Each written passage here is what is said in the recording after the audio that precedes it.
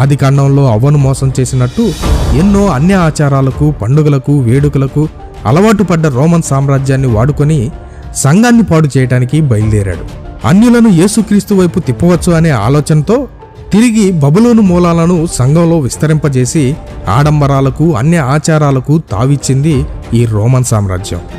ఆదిమ సంఘ కాలంలో స్త్రీగా ఉంటూ సంఘానికి గుర్తుగా చెప్పబడ్డ ఈ రోమన్ రాజ్యం ఈ కాలంలో ప్రకటన గ్రంథంలో చెప్పబడిన వేశ్యగా మారింది.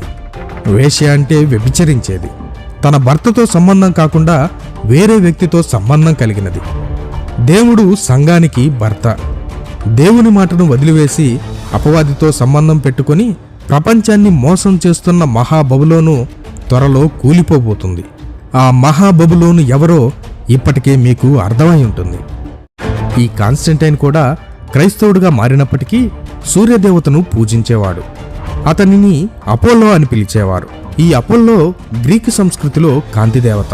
కాన్స్టంటైన్ తనకు యుద్ధంలో సహాయం చేసింది కూడా ఈ కాంతిదేవత అని భావించాడు. అలాగే రోమన్లు నమ్మే సూర్యదేవతకి మరొక పేరు సాల్ ఇన్విక్టస్. ఈ సూర్యదేవత పుట్టినరోజుని కాన్స్టంటైన్ యేసుక్రీస్తు జన్మదినంగా 336లో ప్రకటించాడు. ఇప్పుడు మనం క్రిస్మస్గా చేసుకుంటున్న పండుగ రోజును డిసైడ్ చేసింది రోమన్లే. ఇది వినడానికి ఆశ్చర్యంగా ఉన్న చరిత్ర చెప్తున్న సత్యం ఇదే.